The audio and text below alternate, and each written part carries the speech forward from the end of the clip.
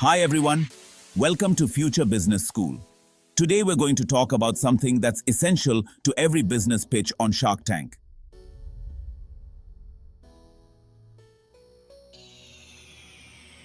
This concept plays a huge role in helping investors understand whether a business has a path to profitability.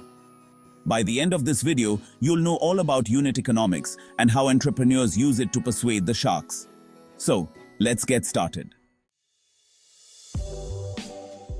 Unit economics breaks down the cost and revenue for each individual unit of a product or service. It's about understanding the profitability of each sale, which helps determine if a business can scale successfully. We're going to cover each component in detail: cost of goods sold, COGS, selling price, gross profit and gross margin, customer acquisition cost, CAC, lifetime value, LTV, and contribution margin. Let's jump into the first segment.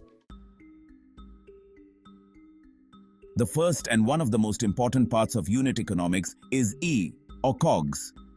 COGS refers to the direct costs involved in producing a single unit of a product. This includes expenses like raw materials, labor, manufacturing, and sometimes packaging. To understand this better, let's break down an example. Imagine you're selling custom t-shirts. Each shirt requires fabric, which costs $5, ink for printing at $2, labor at $3, and packaging at $1. So, if we add up all these costs, our COGS is $5 plus $2 plus $3 plus $1, totaling $11 per shirt. This cost is crucial because it affects pricing, profitability, and scalability. Sharks often ask pitchers about their COGS to see if there's any room for reducing production costs as the business grows. And why is that important? Because if your COGS is too high, it can limit your profit margin and make it difficult to compete. Lowering COGS often means negotiating with suppliers, finding cheaper materials, or improving production efficiency. A good business model should have a COGS that leaves enough room for a healthy profit after all expenses. Next, let's break down and gross profit is what's left after you subtract COGS from the selling price. In our example, the selling price is $25 and the COGS is $11. So the gross profit per shirt is $25 minus $11, which equals $14. This tells us how much money we're making per unit after covering production costs. Gross margin, on the other hand, is the percentage of revenue that remains after COGS. To calculate it, divide gross profit by the selling price and multiply by 100. So $14 divided by $25 is 0.56, which gives us a 56% gross margin. Gross margin is a key number investors look at because it shows profitability as a percentage, which can be compared across different products and industries. Higher gross margins are more attractive to sharks because they mean the company keeps a larger portion of each sale. For example, in tech or software companies, you might see gross margins as high as 80 to 90%, whereas in retail, margins are often closer to 50%. When entrepreneurs on Shark Tank share their gross margin, it gives the sharks insight into whether the business is likely to be profitable at scale. Now let's look at CAC. TC is the cost of getting a new customer.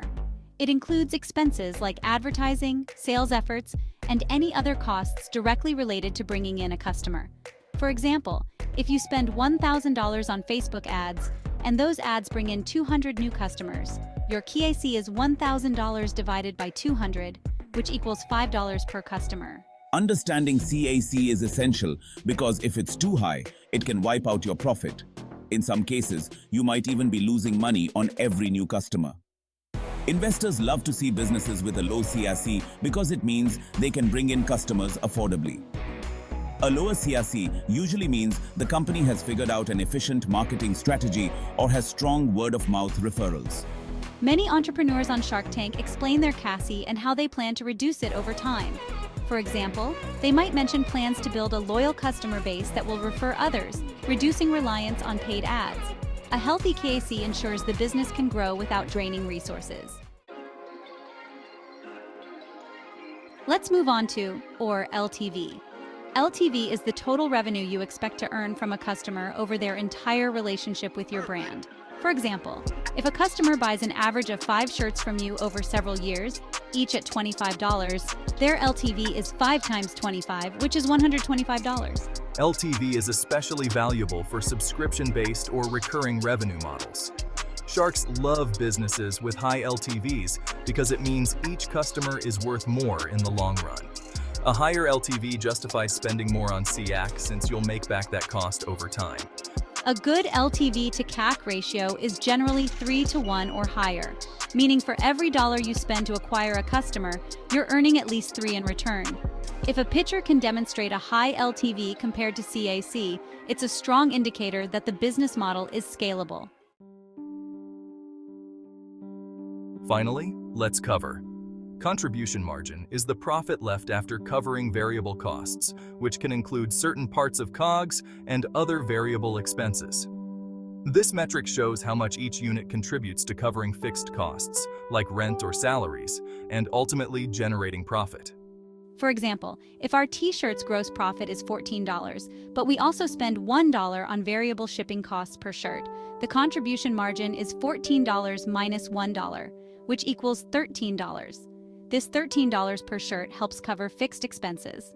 A high contribution margin is a good sign because it indicates that each sale brings the business closer to profitability. Entrepreneurs on Shark Tank often talk about their contribution margin to show the sharks how close they are to breaking even or becoming profitable.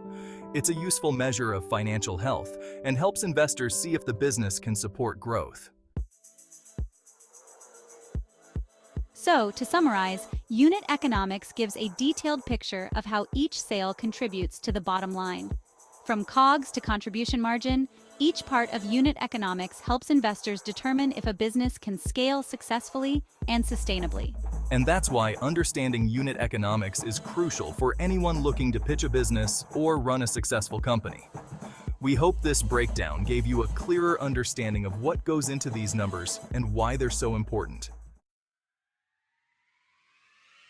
If you enjoyed this video and want to learn more about business concepts, don't forget to like, share, and subscribe to Future Business School. Hit the bell icon so you never miss an update. Thanks for watching and see you in the next one.